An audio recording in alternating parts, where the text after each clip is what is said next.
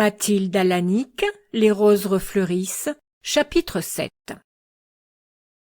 Adrien, la fièvre dans les yeux et la sueur aux tempes, s'acharna le reste de la soirée au travail, revisant, retouchant les pages écrites, essayant les motifs mélodiques et leur développement sur le piano catarrheux. Son cerveau en effervescence ne put trouver l'accalmie du sommeil. Et ce fut pâle et las d'insomnie qu'Estelle, le lendemain, le vit monter dans l'auto, envoyé à leur porte. La jeune fille, laissée à la solitude et à ses appréhensions, eût trouvé les heures bien pesantes. Heureusement, la visite d'excuses au presbytère coupa cette longue journée, et les gentillesses de l'avenante Monique parvinrent à dissiper ses idées noires. Estelle revint au plateau l'humeur rassérénée et les bras chargés de fleurs. En poussant la porte d'entrée, elle aperçut, se détachant sur les briques rouges du sol, le carré blanc d'une lettre et s'en saisit, le cœur bondissant. L'ami cher avait-il donc eu la prescience de son abandon ce jour-là? Cette lettre, comme les précédentes, portait en suscription Monsieur et Mademoiselle Gerfaut. Estelle avait donc tout droit de rompre le cachet. Elle s'enfuit comme un avare qui court cacher son trésor jusqu'au fond du jardin, afin que personne ne vînt troubler sa jouissance. Tout de suite, aux affectueuses protestations du début, le vertige du parfum d'amour lui tournait la tête. « Je suis près de vous, écrivait Renaud. Votre pensée me soutient et me rafraîchit l'âme. Ah, l'oasis poitevine, en regard de ce Paris d'été, malodorant, fétide, poudreux. Et cependant m'y voici cloué par d'impératifs devoirs. J'hésite depuis quelques jours à vous l'avouer. Pour garder la situation acquise récemment à la vie mondaine, il me faut sacrifier mes vacances. » Les mains d'Estelle s'abattirent sur sa robe. « Comment? Il ne vient pas !» La jeune fille rapprocha le papier de ses yeux, relut le paragraphe. Mais avant qu'elle fût convaincue, son cœur se rapetissait, dur comme une pierre dans sa poitrine serrée. Il ne vient pas comme il l'avait promis. Ainsi, inutilement, on a compté les jours d'attente. Elle poursuivait, cherchant une espérance dans les lignes qui suivaient. Ma déception est plus grande que la vôtre, mes très aimés amis. Je vous conjure de le croire. Mais vous comprendrez quel souci me presse d'installer enfin ma vie sur de fermes assises. Je conçois tout ton désappointement, mon bon frère Adrien, et je m'en désole. Ayons cependant le courage de raisonner. Notre œuvre commune gagnera, certainement, à une préparation plus recueillie. Qui va piano, va sano. Remettons l'espoir de représenter Mélusine au printemps. Et au lieu d'un ouvrage bâclé et médiocre, autant qu'éphémère, nous pourrons amener au jour une production valable et viable. Guéris-toi à loisir, prends des forces pour la grande lutte, couvée par une admirable égérie. De mon côté, sois sûr que je ne perds pas un instant le but du regard. Les efforts que nous tenterons, le moment venu, auront une toute autre portée qu'à présent. Songe, mon vieux, que je suis invité cet automne au château de madame de Bréant, et que madame de Lecate demande ma collaboration pour charpenter une fantaisie en vers qu'elle veut proposer aux Français. Rien que ça d'honneur. Les caractères écrits se brouillèrent devant les yeux d'Estelle. La jeune fille s'aperçut alors que ses larmes ruisselaient. Elle tremblait comme dans une peur violente. Oui, c'était bien un sentiment d'effroi qui déréglait soudain les battements de son cœur et coulait de la glace dans ses veines.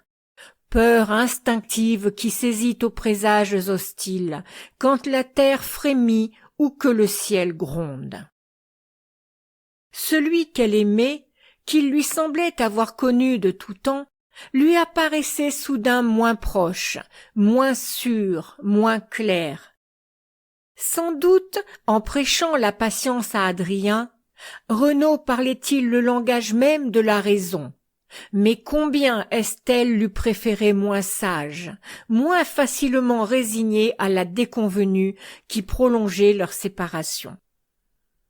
Et en relisant les noms de femmes cités dans cette lettre où sa propre pensée tenait trop peu de place, Estelle ressentait la brûlure intime de la souffrance jalouse, inséparable de l'amour.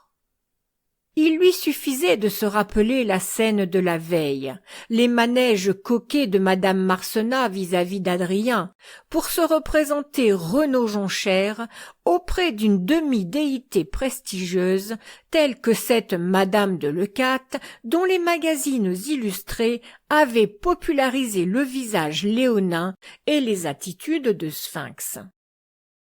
Comment garder intacte l'image d'une Estelle Gerfaut devant cette vision captivante? C'était folie de s'illusionner. Les appels glapissants de la mère Adèle coupèrent cette méditation déprimante. La brave femme, la nuit tombée, venait tenir compagnie à sa jeune voisine. Estelle s'efforça de secouer son accablement sans y réussir. L'heure, en cheminant, apportait d'autres craintes. Quel effet aurait sur Adrien la fâcheuse nouvelle? La soirée était assez avancée quand le jeune homme rentra.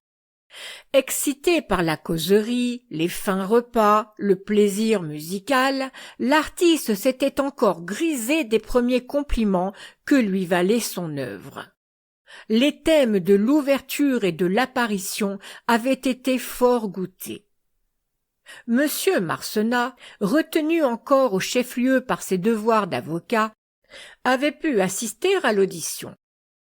Il approuvait l'idée de Mélusine, mais sans partager l'avis de sa femme quant à l'exécution.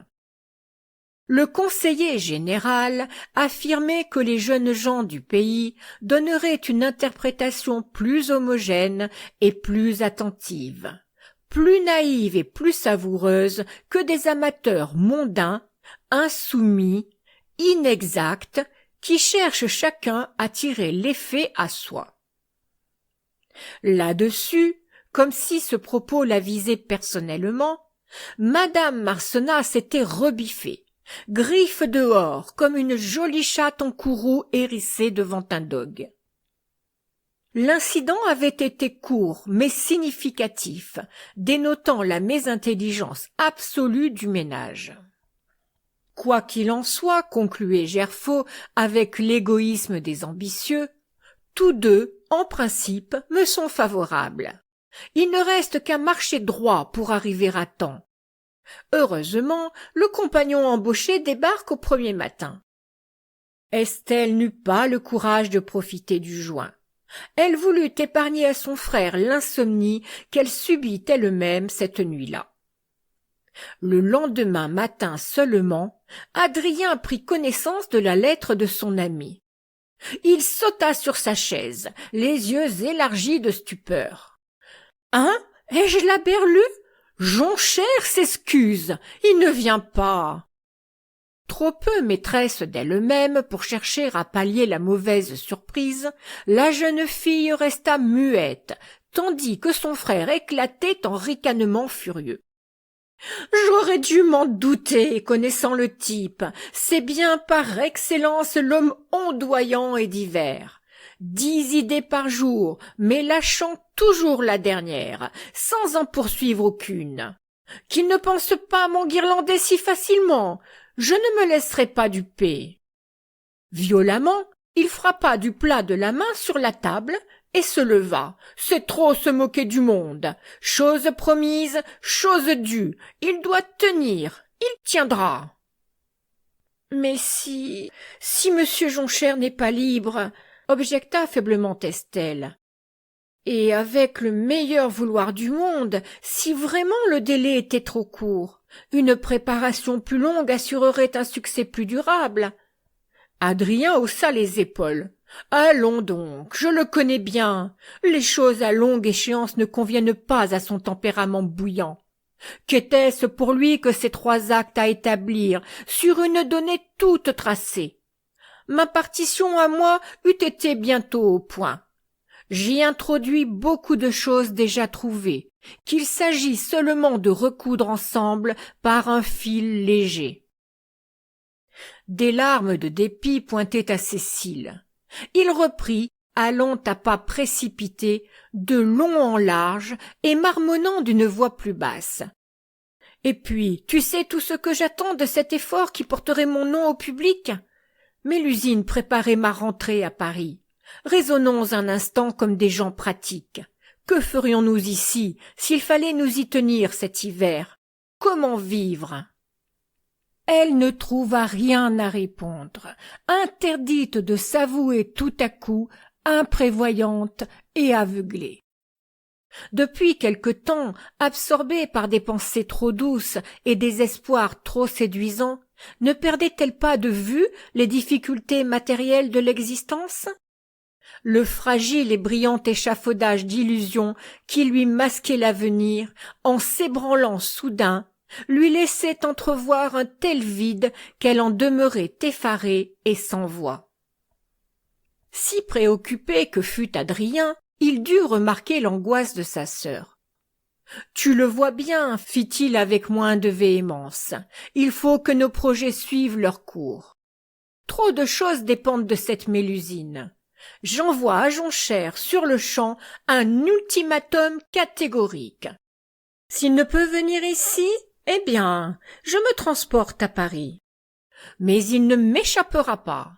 Je ne le lâcherai que la dernière ligne écrite. » Estelle ne se hasarda pas à combattre ces fanfaronnades imprudentes, et elle laissa Adrien décharger à l'aise sa colère dans une longue lettre comminatoire. Le jeune homme se morfondit ensuite d'impatience à supposer la réponse. Il ne l'attendit guère. Dès le lendemain, dans la matinée, Renaud Jonchère se présentait à la maison du Plateau. Blessé au vif par les reproches de son ami, l'écrivain s'était jeté incontinent dans le premier train pour accourir se disculper en personne. Il était d'ailleurs obligé de repartir le soir même. Comment ne pas se laisser toucher par la spontanéité d'une telle démarche et par cette révolte généreuse sous l'attaque? Adrien, désarmé devant une preuve si éclatante de dévouement, se sentit misérablement injuste. « Malheureux, disait Jonchère avec véhémence, oses-tu penser à quitter Lusignan pour Paris en cette saison caniculaire? Tu veux donc te tuer de gaieté de cœur? Et parce que l'inéluctable nécessité me retient, moi, en cette fournaise malsaine, tu n'hésites pas à m'accuser d'inconstance et de mauvais vouloir. Tiens, tu mériterais qu'on t'abandonnât. Mais avec ma magnanimité naturelle, je te pardonne ta boutade d'enfant gâté. Tu veux qu'on décroche les étoiles? Eh bien, on essaiera de les décrocher pour te faire plaisir, au risque de se casser le cou. Tu l'auras, ta Mélusine, coûte que coûte.